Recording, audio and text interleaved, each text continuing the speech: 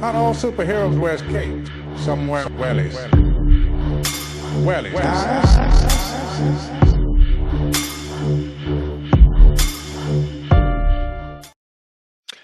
Hello, everyone, and you are all very, very welcome to another edition of the James Conway Experience. And we have what we can refer to now as a friend of the show with us. So it's his second occasion here. He was absolutely immense at the Homesteaders Hoolie. He had a tent full of people absolutely bricking themselves about the future to come. But I want to talk today because I think it's heading that direction. But Gareth, you have a pretty positive outlook on AI and stuff like this, where it's eventually going to lead. It was really interesting on the trip out speaking about it, and I will start on that. There's so many things we want to cover, but AI, you've been using it now for running X spaces and research, and you're doing really, really good work with it. So why is it so good? Why should we embrace it in somewhat in our lives, Gareth? No, you shouldn't. It's not. Don't embrace it at all. It's inevitable on some levels, isn't it? I think to composite intelligence into smallest sound bites that we can all perceive, I think that's inevitable. I think that's what we're welcoming. But there's a threshold, and I think that maybe you have to go up a gear, because I've noticed some of the more technical AIs like Grok Heavy. They don't give the same answer as Grok 3. Yeah. And they don't give the same answer as Grok 4. But actually, Grok 4, it's very precise. It's very little conjecture. And I think that's what we're working out, how to get the best out of something. Well, you're doing a remarkable job at the moment of using it as a tool. Exactly. How do we as a people keep using it as a tool but prevent it from being like an overriding thing on your life and all that? Because it's very easy to fall into them realms as well. Yeah. And if there's anyone watching this show who's contemplating an AI girlfriend, I want you to know we can't be friends. We will never ever be friends. Please stop watching the show. Head off into the moonlight with your robotic AI girlfriend. You have lost your mind. Yeah. That's what I'm going to say. Because this is being touted, and under 25s in a college in America, 8 out of 10 says they'd consider it. Boy. 8 out of 10. So, yeah, that's scary, isn't it? Yeah, that frightens the shit out of me. It's a big thing in Japan for years, as far as I know, isn't it? Yeah, well, in Japan it was the whole, there was a whole industry based on pretending to be a woman and everything. I suppose there's that too, yeah. No, this is getting into fairly frightening realms fairly early on. Yeah, so it is. But on the other side of it, it will make a lot of light of work. Something happened recently. I was doing some work, and it dawned on me that the judicial branch at the governmental level and the accounting department is completely at the mercy of this. Like Grok 4 Heavy is so strong that it literally could audit the government, the Irish government particularly, in no time at all. And then we'd know where things are going. That seems to be where it is heading, though, doesn't it? It seems to be, yeah. Thank goodness. It's about time. That's people power as well. So the other issue is this moving in now into the new currencies. Now we're on the blockchain. I don't know if anybody knows, but we are now officially on the blockchain. Yes. It's no longer the SWIFT system. That's gone. We're now in on, and explain that then. So when did that happen? How has it happened? Yeah. So there's been policy for the CBDCs, these central bank digital currencies, but they could never agree on a sort of a overarching plan. But of course, in the background, there was always an overarching plan. An XRP Ripple, that combination, seemed to be the new system, the new blockchain system. So they had it pretty much prepped up for the longest time, but it just took that last little step forward. And of course, Russia there yesterday turned around and said, we're in with the XRP Ripple shuffle. And I was like, uh-oh. So we know that's here now. So the AI has to really be the access tool. It's the high computing skills to be able to, because blockchain is open source, technically. You can go to every part of it and, you can look at every part of the blockchain. That you need some computing power like this. You were talking earlier about quantum. This is what it's all about. It's having this infinite supply of energy to sort of knowledge And it's going to be a race. It's going to be a race for all sorts of different reasons. But Did you buy the XRP when I told you about it that time? you know what? I am one of the few people with no wallet. I'm a no wallet guy. No, I was.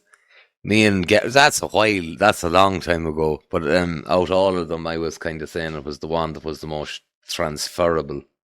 And is it as transparent as, we'll say, Bitcoin? Like, Well, there's none are of the them ledgers all public and that kind The of thing? public, but like the BTC is actually peer-to-peer offline. And I think this is what I'm sort of progressing deeper into. If I'm to get an account, I'm going to get the cold account, I'm going to get the wallets, and try and actively get involved with a peer-to-peer scenario.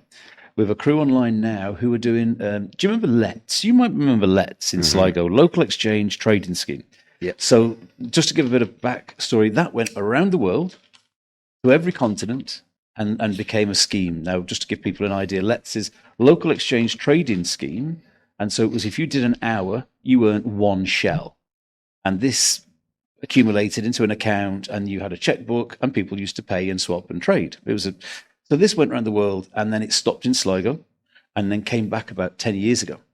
So now the guys are working a blockchain version of a peer-to-peer BTC, which is your Bitcoin system, so that we can carry on the Let's program, but on the blockchain.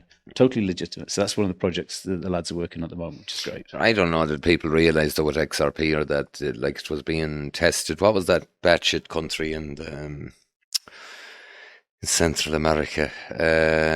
Costa. It could have been Costa as well, yeah, but no, it's the El Salvador. They've done a lot of testing on XRP there, and Okay. there was a lot of it going on in Africa as well. So it's been fairly well tested on the ground. Yeah.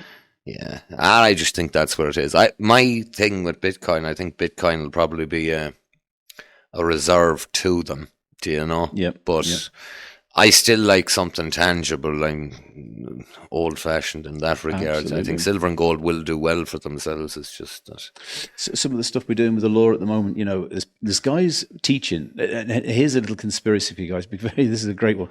Good. That's what we like. There's guys out there teaching about how to renounce your citizenship and gain sort of a free man status, and totally lawfully. I've done the work myself. I understand the process. But this new thought now is, why not literally hold your ground and be a free man, but then keep your status within society, but at your terms? And so the whole of this lay litigation phenomena that we've been getting success from is now changed, because now we're not looking to become the outsiders. We're actually coming to be the insiders from an active position. Mm-hmm. And so then when you can see this movement between what's going on with the payment systems from SWIFT into this blockchain, that's exactly what it's saying. You will become a digital twin. You'll have online this digital you. And so a lot of people will allow, like we do with the legal fiction now, will allow the state to dictate and legislate how we behave. And this is why we have birth certificates. This is where that comes from. So now as we birth this new, we've already birthed it, the whole of your history online is your digital twin. Yeah. And so as they assimilate that into this blockchain, you've got two choices. You can allow them to continue legislating and treating you as a minor, it's called, or as same when you regain the name, it's called in lay litigation, you relinquish the state. You say, I've come of the age of majority. I'm now of an age to look after my own affairs. And so what we're finding is that whole system that can be done in the old way, we're now applying into this new system. So instead of them owning our digital twin, we take full responsibility. And it takes a couple of, we were talking before about lay litigation, using the affidavit process. Mm-hmm. The affidavit process is the legal standard, and it's a declaration. So in this regard, you're reclaiming the self. You're no longer, you're saying, I'm of the age of majority and I have access to my own destiny. Once you do that, it's a legal binding document. They can no longer impinge upon you. Mm-hmm. So it's an area that people have been exercising for a while, but now the AI is saying, oh yes, there's many cases where people have brought this to the high courts and all over the world. So this, again, is another beauty of the AI, that we can take legal cited cases. This is always the thing in a court. Every judge wants to see you cite other cases of similar quality. And so now we can. And we've got the AI who goes off and goes, oh yeah, I found a half dozen over here for you. So there's a whole new dynamic change in legal system, but also, of course, in accounting, because AI can count a lot better than anybody human. So it's a massive thing for setting precedent. The precedents have been set. Yeah. Cool. Yeah. Where do you see, I alluded to it a little bit earlier on as the AI girlfriend thing, all of this, but we're very, very close to people who, what I describe as terminally online.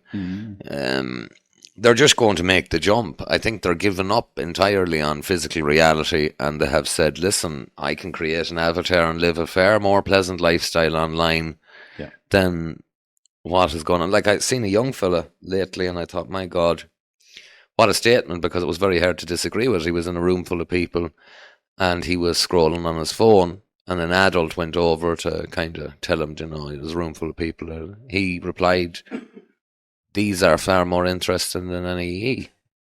And I thought, wow, there's a statement. And he was probably telling the truth, It's like, why would I put this down? You're not that interesting. And I think we've crossed that Rubicon, have we? I think so. But what does it say about what we find important? You see, that kid is also probably earning a fortune online just by nipping over to some site and doing some twiddling of his thumbs, and it builds his account. So he doesn't actually need the people around him.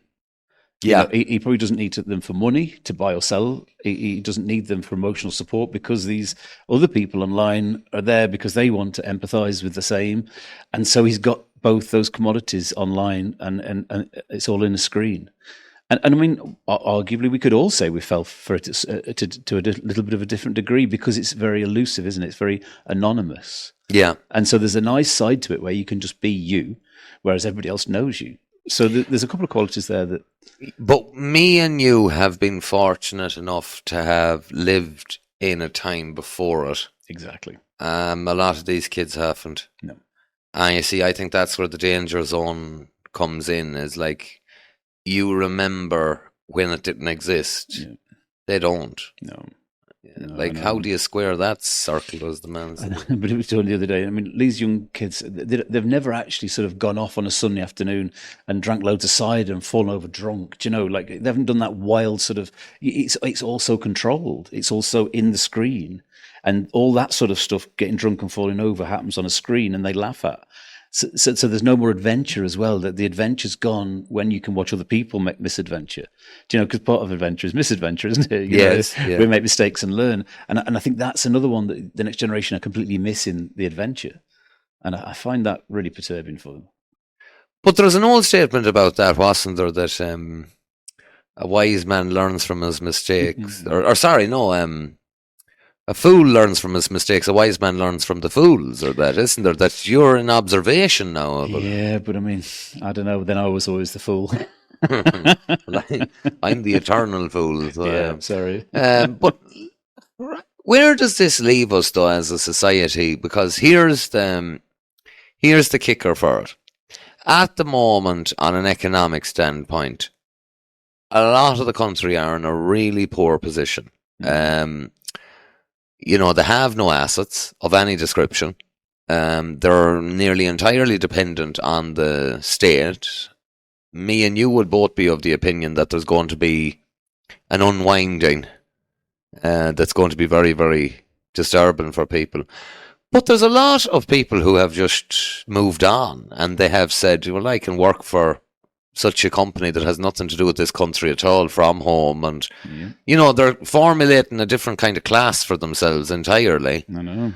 And then all these new folk coming in to take up the dirty jobs, as they say. Yes. So but will there be dirty jobs for them to take up? Will there be as many? There won't be as many, I know.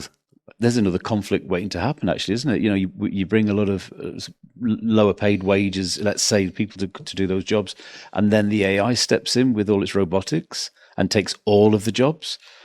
And I think people need to understand what we're at the zenith of now. we're just at the last point where we can't see it. We can just see the bright glimpse of it, and it's going to be very blinding, and everybody's going to be really interested in what goes on with the AI and the robotics, but nobody will have a job after. Nobody. Like everybody in the accounting world is going to be gone. Do you think universal basic income is a thing? It's obvious. It has to happen. It has to happen. There's no two ways about it. I think so too. And so this is again where but to take that, you will have to put yourself on the blockchain. You will become commoditized. Now, I don't know if you know this term. Again. Well, but in ways now that's because you'll be making a conscious choice to join that system. Whereas the other system, you were birthed into it and your soul was placed into that at birth by your parents. Now you can relinquish that, but if you come into this world and you say, well, I've got nothing else, I have to have that, then that's the big difference. Yeah. That's the system. And it's your step. Yeah. Yeah. What if it's worse? It is worse. But it has to And we'll be get to that and later. more controlled, We'll get to that later because that's just terrifying. The reality of what we've found under the microscope and in science papers is beyond all of the worst horror movies that you can ever imagine. And it's very obvious. It's a continuation of all the stuff I talk about on the dark stuff. The idea that we were this kind of nice hippie tree huggers in the past. And of course, I've conflicted that for a long time and gone, no, I have a feeling we have a real violent history. You only have to study history and through religion, and you realize we created religion to move away from something. So if those same cruel systems are in place, I think we've just stumbled across the next big soul mining, no less.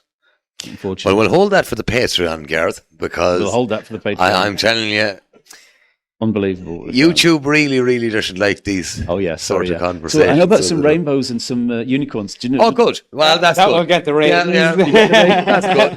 That's right back to YouTube again. Rainbows and unicorns. Yeah, that'll do. Yeah. Do you know what I'd love to do is slip back to the little bit of law, just for a split second, because I think I want to give some hope. Because when this system comes in, there is a system in place. There's actually an application form to be able to create independence and to take full autonomy of the digital twin that's been introduced. So just I'll leave it to that because like I said, it's a big topic, but I just want people to know that that's the reality. So let me hit you with this then, right? Full autonomy of the digital twin. By essence, we're moving to the realms now where we're trying to seek freedom for our digital twin. Have we given up on it entirely in the physical? Because I've taken steps similar to yourself where you're, we'll say, somewhat sovereign or that. But in reality, from what I'm noticing is, it's very difficult to be sovereign in much regard to anything anymore, because when you have to have official documentation to do much of anything, it does leave you in a very, very strange position. At one time, and you'd be aware of this, there was ways and means of getting round things that you didn't, for insurance and stuff like that. There was a way of creating another entity and taking the insurance that way and that, but not now. No, it's all strict, isn't it? It's just... And it'll be stricter on the blockchain. Yes, and there's another, how do I say it, and a thing that really bothers me is the amount of physical locations where you can go to as yourself. Now, when you think about it logically, banking, postal, all of these services, if you're using your online twin, well, what you've already admitted to is that you've created another entity entirely to do this business on your behalf or that.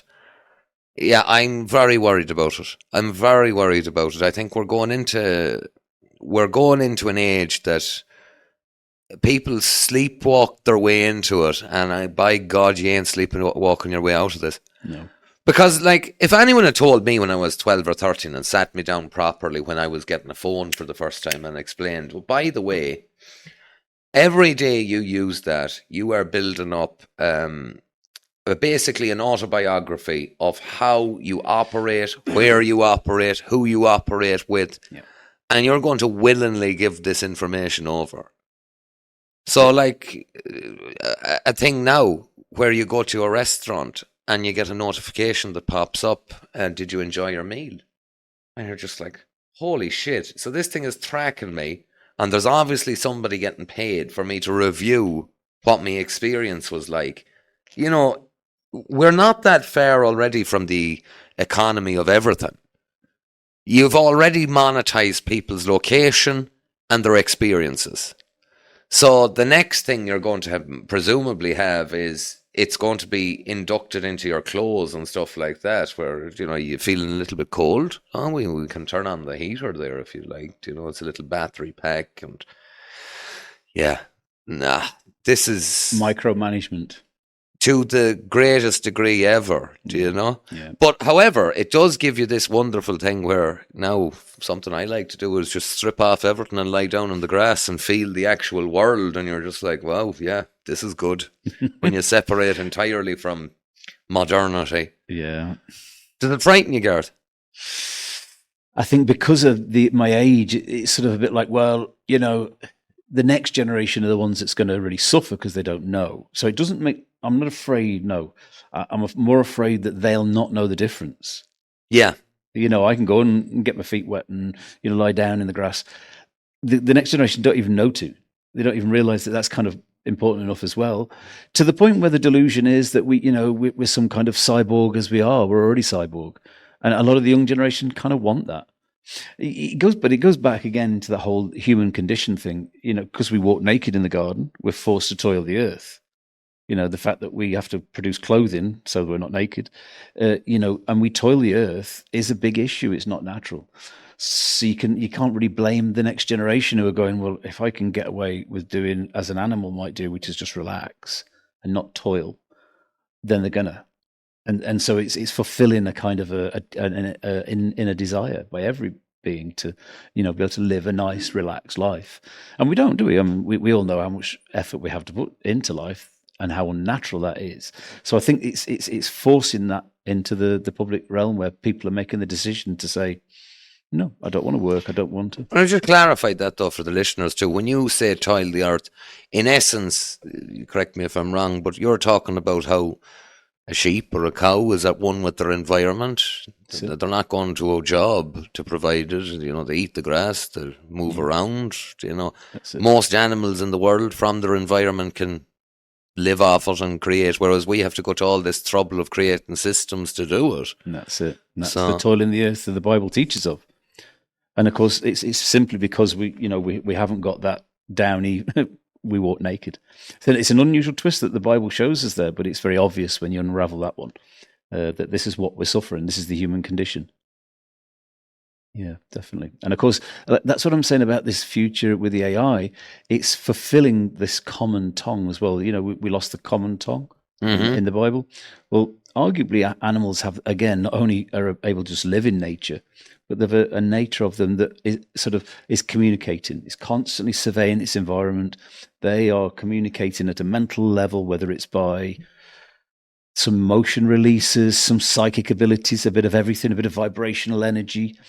Here's an interesting concept, is that actually each hair of fur is in fact part of an antenna network. So when you feel a vibration on the wind, it's actually your fur that would feel it first as a creature. So telepathy and this fur is a big issue in the human condition. So when we're looking at this age, we can see that they're fulfilling those dynamics. You know, the idea of a common tongue, like the AI, and of course Neuralink, bringing it the next level. Are we heading very, very quickly to a situation where I can't help but I look at the Apple thing, right? And you look at the graphic design of it years ago, which was the shape of the person in silhouette, and there's that little machine, bright white. That's the important aspect of that photo. Have they gone to a situation where at one time technology was fully outside of your body? So you went to the office and the computer was kept in the office under lock and key at night, and at night you went away from the computer. What they done then was they introduced the computer into the home. Now it's in the home. Then it was on your pocket. Then you were wearing it.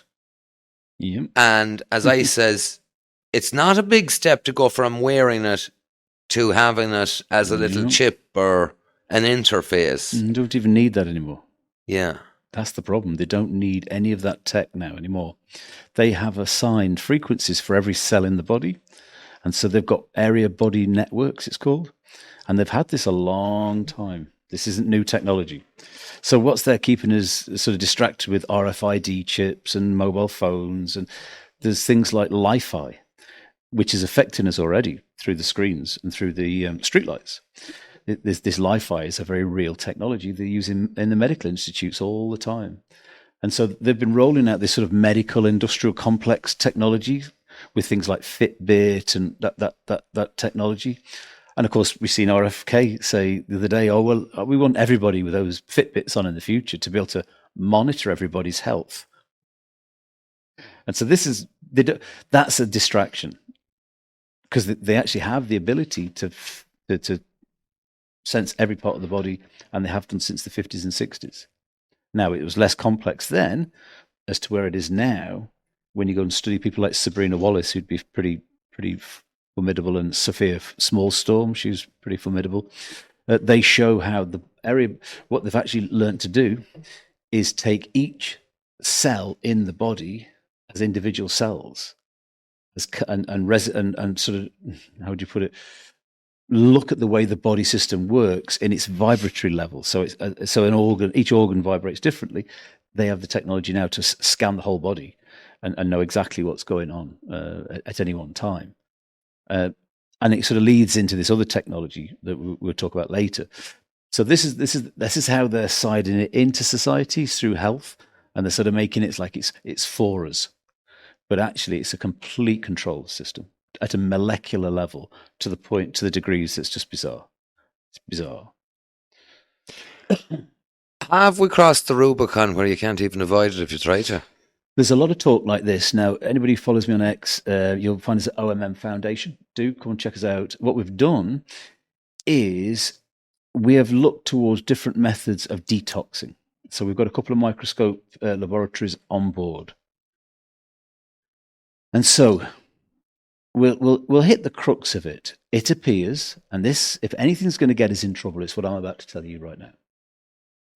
They appear to be manipulating protein on every level when it comes to the body.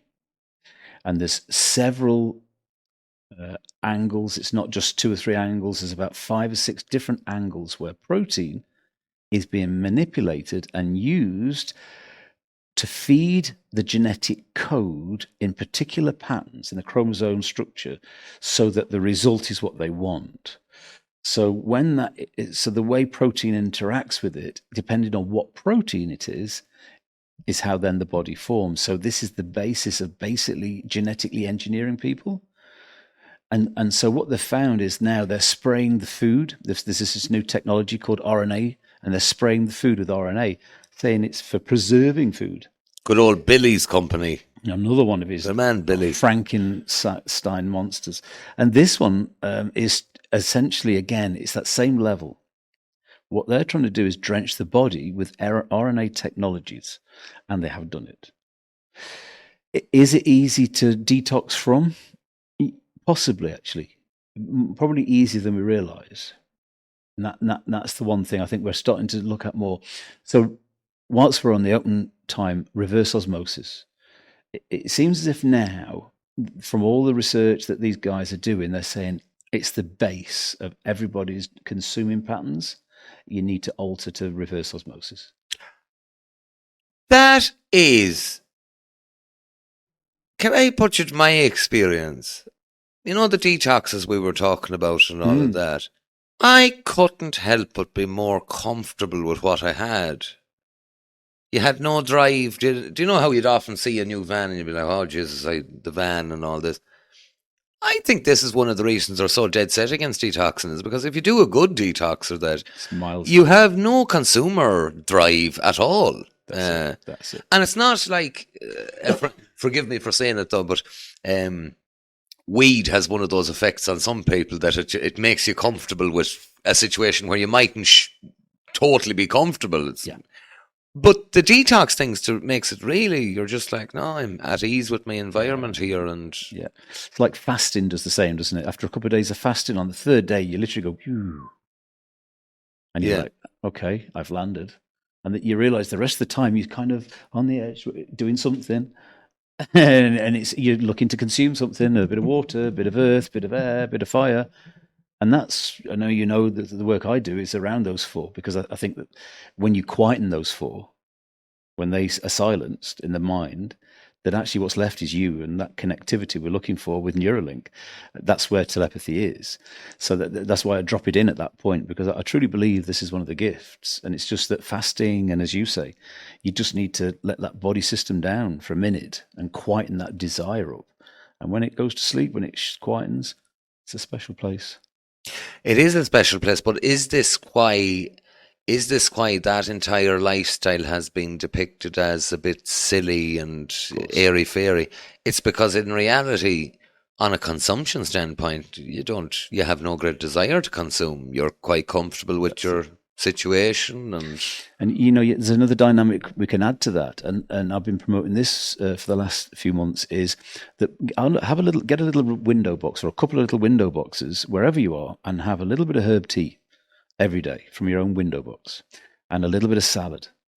And so, you've probably heard me talk a lot about ivermectin, and of course we know that ivermectin comes from the soil. It's the most prevalent bacteria in the soil. But when you consume make a nice herb tea, a mint tea, whatever, don't boil your water, don't scald the herbs, just do it nice and hot. It encourages those probacteria. So every day, if you first thing in the day or whenever, you're taking a little bit of herb tea all day, you're raising up that antiparasitic in your body. And so it's a little bit like, we don't have to make big movements. We can make these little movements to bring about big changes. And so I think that hydration is a really big issue for everybody. And I think that when we've got low hydration, we have low transposition of minerals and elements that the body wants out.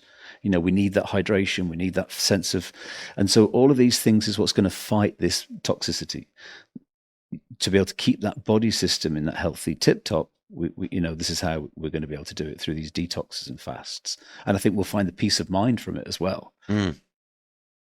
Well, I know what it's introduced into my life is a great degree of calmness that I didn't have before, and you don't have the whole, how would you say it, emotional pendulum going on where you're rocketing from one side to another. It's just yeah, it does, doesn't it? Yeah. And desire is I realize is one of the biggest obstacles to being sort of transcendental or spiritual, whatever you want to call that. I think desire is now, I realize, what is the obstacle. And it's not just in me, it's generally the human condition is desire. And people say, well, that's ridiculous because we need to do and consume, and we need to. But actually, if you break it down a little and look at what, say, a wolf or maybe an ape or a horse eats, it's kind of always striving. Even in the summer, it's plenty, but 2/3 of the year, there's this striving that humans don't do. And I think that hunger strive is part of a sort of it's a part of a humility, it's part of a humbling, it's part of there's a few levels of it. Bring down certain sugar levels in the body, certain arrogances. Do you know the relationship between all those things, and how sitting down in your bum cold one day and just having to sit with it for a day until the sun comes out, it's a powerful dynamic. It's life changing. It's life encouraging, because when the sun does come back, you're going to make sure you're going to keep going. And so, but humans aren't challenged like this anymore. In a lot of ways. And I think this is why we need to challenge ourselves. Why is there such drive at the moment to tell everyone that they're not resilient to anything? So this is one of the things I've noticed. A simple thing like the heating. If the heating was out years ago, people would have said, well, put a jumper on. Coat on. Stick on your coat there, and the plumber will be around in a while, and he'll probably fix it. And if the plumber rang up and says, I won't be there till next Tuesday, there wasn't this collective, but we'll all die, And then that goes as well to, the electricity is out. At one time, this wasn't a big deal. No. Whereas now, and I seen it myself as well. This last storm, it really showed me there was a lot of people not ready for this. And no, none of us. Because one of the things we do, and it's a funny thing, in the prepping, you prep and you get ready for all of these things. But one of the things I've really noticed is the more I've prepped, the more I've realised, I don't really need that. Do you know? And it's just this kind of thing of resilience where you go, right, fair enough, I have the generator and all that ready, but in reality, I don't really need electric. Do you know, you go to different stages. Yeah, the fact that you've prepared for it means that it's already gone through your head. So when it happens, there's no big shock. Yeah. You know, Yeah. you're like, oh yeah, well, you know. It's a fine feeling, though, isn't it? Having that little bit of prep, But- having that stack of turf and timber, having that bit of food, it's a fine feeling. Oh, it's a lovely feeling, but that's on the individual basis. I suppose the question I have for you, Gareth, is have you noticed it, that on a societal level, let it be the Irish government or the European Parliament or that, they really seem to be building this worry in people that they're not resilient. And I think that's really bad, because the one thing we know about humanity is resilient and it's adaptable. And, do you know, Christ above, if you look at stories of even Stockholm syndrome, do you know, where you're in such a terrible situation that you go mentally, well, do you know something? If I fall in love with this fella that's doing all this, it'll actually be easier for me to deal with. Kind of what this is, isn't it? In a sort of like a governmental level, isn't it? We just have to keep loving them. Yeah. Because if the electric goes off again. Well, I've described what we're going through in a collective as Stockholm syndrome. And I don't think I'm fair off the mark, because it exhibits all of the... And that's it's a bigger problem as well, because there's a blue list and a red list, and those on the red list, like us, the blue list won't mind if we disappear. There'll be it's been reputed in history, this is how it works. The Bolsheviks had something similar, they didn't take everybody all at once, they took out the ones they wanted and everybody else just turned the blind eye. So it's a very serious time as we change so distinctly right now. And this is what I think I've decided, that maybe we need to actually join this movement under our own terms, because if we go in a resistance mode, that's when we'll get on the red list. Is there an essence, though, and I've been thinking about it a lot lately, or that they've made an allowance for those who know, and they just no, they're not bothered about people who are waking up and doing what we're doing with the legal papers and getting it so that you reclaim the name and you reclaim your birth certificate. See, the little things that they don't tell you. Did you know that there's a securities for you? When you were born, trust fund. Of course there was. Yeah. And of course, once you come, if you put them on notice that you've come of the age of majority, and that you're reclaiming the name, and that you're looking for the securities, you're looking for your bond. They have no obstacle. There's an actual form. There's an actual form for this. I know. So this is why I'm being very, very cagey, because this is a serious issue, guys. Because it's two things. You could go the whole way and step out of society and then become like an outlaw. You'll have plenty of money. You'll have your securities. But I'm suggesting that we do something else. We look towards joining the system, being a predominant in the system rather than being an outliner. You're either an outlier if you get controlled by a system like this, or if you run away from a system like this. But the actual, and this is the same in law. Same in law. If you go into a law court and you're over enthusiastic, your case will not be seen. If you go in and you have no real evidence and you're a bit limp, you won't be seen. But if you go and systematically engage, you will get as long as you know what you want, you will get what you want. Now, I'm working with 2 or 3 guys who think the same as me, and it's brilliant online, because these guys have done it the same as me. They've got the paperwork in place. And so this is the point what I'm trying to make, is we have to do it through what's called honourable engagement. And even if we don't use the credit card or the legal digital twin, having it at this stage is better than refusing it, because you'll be given one anyway. So it's better to get your digital twin and say, that's my digital twin. I do as I wish. And just to part the point, it's very much about the data that's within your digital twin. You see, at the moment, they own it. Yeah. As of the 14th of July, they own it until you reclaim that. Is this common to a pitch where, let's go back to Victorian England, and you had an empire all across the world. But within London, you had a certain group of people who knew how things operated. And that's how they cut their living. They cut their living simply by on an advisory and on a consultation basis saying, this is how this works, this is how this works. That'll be £1,000. Thanks very much. Or like Epstein, 50 million he charged you. You know that? Yeah.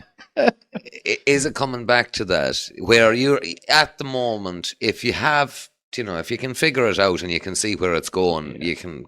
The Bitcoin phenomena, the Bitcoin pyramid scheme, which is potential, those whales, they know how to work that system. So yeah, they're your new sort of aristocrat class, and there are whales. We have a couple in our groups on It's bizarre. I was in one night in a space with 7 of them. I think there was a billion sat there on the panel between them. Powerful amount of money. It is, but I'm going to say something to you, Gareth, and I think it's on the precipice of it now, as well as the subject of patronage. Patronage is making its way back. How do you mean? Well, there's these there where the money is concentrated. They're the Medicis of our age. And all of a sudden, if you're doing anything that they find somewhat interesting, they're willing to... they're willing to go, I don't mind sponsoring that because at least it's somewhere interesting. Let's get to the WEF, because I've been looking at this for a while. I've spotted a similarity, and it only dawned on me by looking at the geography, locations of it, or that. Remember Calvinism? Whatever it is about the WEF, all of their bases seem to be where Calvinists were really, really strong. Calvinists? Yeah, so what was their principle? 6-hour ceremony, it's all predestination, doesn't matter what you do, you're either going into heaven if he's decided or not, and they seem to have... The WEF seems to be following that Calvinistic down to a... I must go and have a look at these Calvinists. Yeah, it's worth looking at. I know Chaldean is a very big thing when you look at who the Chaldeans were. They were real root... culture, but Calvin's right. I'm gonna have to, in that area there's a Sardinian royal family, and they are the royal family of all the royal families, and nobody talks about them, but they own from Geneva basically, right through to where in Austria is it where they do all the banking. Bern, and there's another place there. Bern in Switzerland, yeah. Sorry, Bern in Switzerland. Geneva's in Austria, isn't it? I thought Geneva was in Switzerland. What's the one in it's not Genoa you're on about. Genoa is in Italy. Yeah. Well, anyway, there's a triangle there between the sort of that area, and they basically have all the big money. By any chance, had they a unicorn on their crest? They've the serpent. They've the serpent eating the child one. The Medici family. That's that one. I know. Fuck. And so but anyway, that's the big money, and even they've got into the BTC in a big way. So it's interesting that the biggest money on the planet have got into the BTC, the Bitcoin, peer-to-peer Bitcoin. Well, you see, to me, there are a lot of people has asked my opinion on the crypto, that I think if you want to lose money in a very quick way, if you go into that and you don't have a clue what you're doing, you will lose money very, very quickly. But there is an essence of it where I think XRP, couple ones like that are interesting. There's no doubt in my mind. But it's like anything. Is the back end there? Like, I'm going to be talking in a few weeks to a fellow about quantum computing. It's his sector. He maintains that the technological grid is not there to do a global digital currency. And I've said to him, is there not enough of a grid for a somewhat elite to use it? And he goes, yeah, I didn't think of it that way. There probably is. Like a mainframe and then yeah. So I don't think if you're in impoverished Africa or impoverished South America, I don't think these issues is going to bother you too much, because you ain't in the in-group. Do you think they'll integrate it with the currency? Hard to tell. Very hard to tell. Yeah. My predominant worry about it is I think there's a lot of people about to introduce themselves to the most extensive form of slavery that was ever ever concocted, and they're doing it willingly. Oh yeah. Do you know? No. No. When everything is tokenized, when everything has a value, there's three statuses. There's the first status is as an asset. The second status is as productive, and then the third status is reclaimable. And there really is nothing else in that system. So once we are part of the blockchain, unless we are entirely in control of our own, performance, if we're being performed and issued in ways to perform, that method of everything being on a blockchain, I mean, there's no real blockage. I mean, let's have a look at, say, the organ harvesting issue right now at the end of your life. If you're on the blockchain, then now, unless you said no, your organs will be harvested. And so is that what that's preparing for? Because basically they have value. And so this is, again, it leans into this idea that you're actually worth more once you've gone past, say, 45, 50. You've not got the performance value, you go up for reclamation. I mean, it's that cold, guys. Well, you see, this is the danger of it, is if you put an economic status on a life, so you have your childhood period and your teenage years and then your early 20s, but then you enter a period called peak consumerism. Peak consumerism happens when you're 26 or 27, and then you meet the mate and you want to build the house and you want the car and you want to go on the holidays. And once that period is over, you enter another period, which is your wind down period, to when the system has to start paying for you and providing for you. And now you're economically burdensome. So you've gone from productive to reclaimable. Yes. Somewhere in that. And I think a computer goes click, doesn't it? It doesn't go, sliding scale. Yeah. Depending on how good a day they've had. It's click. See, this is what I'd say to a lot of people who are, retiring or that. I said, I wouldn't. I'd be still somewhat economically viable. I reckon there's, I won't say overseers, but similar kind of thinking, which, the longer you can extend your economic viability, the better you are. Yeah. And it's funny you should say that, because I've always said that my economy is in the garden. Yeah. And I kind of judge my life with how long I can actually keep performing in a garden. Yeah. I don't eat as much. And I think as you get older, really, the little bit you do get from a garden is probably fine. A little bit of trade for, some meat here and there. But so even if you got very, very old, if you can still get yourself out into that garden and cut a stick and make a bit of food, I think this is what sort of part of that drive, isn't it, inside? This is all we're really meant to do. So if we can still perform that one thing, that's the best investment you can make. Because I don't see a nursing home, or I don't see a family being able to perform what that could do in contentment. I'd be bored in a place like that. I'd die just of boredom. They'd have to fill me full of Valium just to keep me there. Yeah, and I'm not going to do that. So I just look at it like that. I'd rather fall over in the compost heap and open the autumn, the trees blow over me. The leaves blow over me. Is that common for a lot of people now, though? Because I know yourself and Darren mentioned it earlier on about the universal basic income or that, but are we looking at this from a very, very technical standpoint where none of us has taken a step back and said, no, Western society has overextended itself. Western society has now introduced a rake of people into it who there will be no work for, who will simply take everything. Yeah. Working conflict. And this is like, I can't help but think that's around the corner. It wasn't until earlier when we mentioned it, and I thought to myself, yeah, so true, isn't it? They brought all these people in to do these, let's say, menial tasks or whatever they brought people in to do.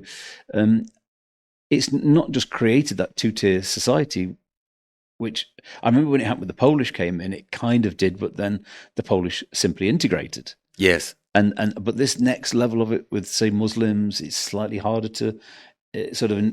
I think there's a genuine sort of distrust towards Islam, not for any bad reason, but just because they're not Christian. Let's just say, not for any bad reason, but just, and I think, as you say, that's a brewing battle. If all of a sudden the robotics and AI take over all the work, what's these two communities going to do? They're going to look at each other as in conflict.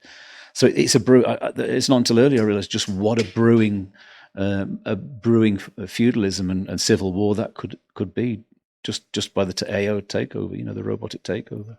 If we go back to the feudalism as a system, you had your lords, and then you had the sheriff going round on their behalf to collect the rent and all that. And the sheriff didn't particularly care if all the families were at war with each other, as long as the rent was paid. That's it. And now you've entered a period of techno-feudalism. So you have Elon Musk, Jeff Bezos, all of these fellas who own the cloud capital. They own the fields. Yeah. You're just simply working the fields for them. Yeah. That's all. Do they care? Do they fundamentally care if you're all at war with each other as long as their platform is being used? I don't think they do. Not at all. Better to keep us fighting than us looking at them. Yeah. That's the problem, isn't it? And they know that well, was it? And that's some famous movie where he said, don't just keep them fighting. If they ever work out how many of them there is and how few of us there is, we're finished. And it's like that today. But, we're no less close than we were 100 years ago in uprising. This time, it's going to be with the truth. Like the AI can poke holes in these deceptions. Because money is their language. These abusive people are using money at a fundamental level. Auditing is the key. We know taxation is a burden and a yoke upon the nations. That's what's called extraordinary payment, and it's expected of us. And these extraordinary payments are going to things that we don't no longer agree with. Let's say what's going on in the Middle East right now. We know that Europeans funding taxation, which the Irish are performing, is going out to perform in Israel on behalf of Israel, and nobody really likes that. We know that the munitions companies, and around this country are making an absolute mint out of explosives and sending them out to these places, and then they're putting the byproducts on the land and poisoning the soil. That little complex is coming to a head as well, because people are realizing the byproduct of both of those, war and all those toxins going out onto the farmers' lands. This is coming to a head, and the AI has not been able to lie over it. The data, the stats, all the everybody's different, studies is coming together, and it's saying out without a shadow of a doubt that because you have to remember the knock-on ramifications of health that come from a poisoned soil. And it's something I'd like to cover, because I'm going back to the same topic of toxoplasmosis, because that bacteria, ivermectin, this farming practice that they're using the salts with from the arms industry, is destroying the soil in a way the plant cannot no longer go down and pull up micronutrients. Things like copper, magnesium, which would be really common in an organic soil, because the roots have soft enough soil to go down and get to the subsoil and pull them up. You see, now they're putting out these chemicals. It's only the top 4 to 6 inches of soil being used, and the plant can't go down past that. It's too hard. And so what's happening is we're seeing the byproduct of that is it's not even just about things like parasites. A lack of copper has the body build up iron as for transposition, and if there's not enough correct copper in the body, then iron is kept and it starts to accumulate, and you get this thing called black blood. And a lot of people in the northwest around this area here have black blood, and it's a high buildup of iron in the blood. And it's because the blood cannot discharge because of a lack of copper. And again, it goes back to the fact that the food that our animals and that we would eat would always naturally have this subsoil copper, this subsoil magnesium in our diet. For the last 100 years, that's died off with these mineral salts. And so there's this long-term sort of health issue that comes from a practice that in of itself is immoral. To make such armaments and then to be putting that on the land. So I'm trying to sort of show that this ivermectin phenomena is what really we're seeing is what aids transposition of minerals in the body. And you see, this is what a lot of the health institutes are working on. When the body system's low in transposition of minerals, they start to build up in the body gets toxic. And you get things like black blood. There's lots of different versions in glands, in organs, where it's just built up. And so what we've been doing is working out how if the medical industries are making such a lot of money on people's, not noticing these buildups of toxins, and we can see it in the land, we have to kind of work out a template as to how to discharge those things from the body. So I think I probably lost where we were going with this bit of the topic, but so we've been trying to promote an idea of how to get the body and mind into that much more natural state. Anyway, I mean, we can come back to it, but we've got this system now that we're realizing that it's actually nothing less or nothing more than just natural living. It's not about anything machinery based. It's not about any technology. It's simply going back and relating to the natural traditions of farming, of making sure you consume from your environment, making sure your water's clean. And actually, we're realizing the people who are doing it are seeing the benefits, and they're saying, no, we can feel the blood body system is moving, it's changing. So these elements that they're trying to, they're in the environment, they're going to disappear if we follow these principles. So I'm not sure how far off the topic we got there, and perhaps we could swing it back round. No, I want to get in. I want to say it's been a pleasure having you here, Gareth, and we're going to move on to the second hour there. We're going to take a little break here for ourselves and then go into the second hour for our Patreon or that. Just before we do, just listening to that, it sounds like a cycle that's happening a lot, and you guys might know more than me, but is this something that the Book of Enoch has touched on with the way we cycle from organic into kind of AI, and it's a cycle? And have you any thoughts on that? Well, in my opinion, I think that, what's that book, The Fourth Turning, or that, is it? I haven't seen that one. Yeah, that breaks down the generational cycles economics-wise, but I think you're in a far bigger cycle now. My opinion on the ancient societies and all that. Yeah. I think you just get to this every so often, that you get so advanced that you're talking about transhumanism and then it just falls apart. Yeah. I don't think it falls apart for everyone. I think out of every age, there's an elite who carry on into the next stage. Yeah. And they keep themselves well away and well hidden and all that. Behind But the ice wall. they're still there. Yeah, that's another mad one as well. I was going to say, it makes sense, doesn't it? The bloom on the planet, and then all of a sudden they get the technology to not have to really need the sun even. They could just live in artificial. See, this is a big part of that story. When we lost the fur, living behind the ice wall in an insulated environment, it doesn't matter if you're there at the centre of the Sahara. It was as easy to live the other side of an ice wall and let society carry on its thing. So, well, there's a lot that could be said about subterranean. Because, subterranean, if you go through Ireland and what they call the suit trains and all that, it's just, when you are meant to be living in an age before hydraulics and machinery, and for some reason everyone decided, something, let's all live underground for a part of the year, and you're just, what? Yeah. That's not convenient. It's not. There has to be a reason. There has to be reasons for it. Yeah. Look, we'll finish on that point, and we'll head to the Patreon, and we'll get into the realms of proper conspiracy theories there for yourself. So, thanks very much. See you all soon.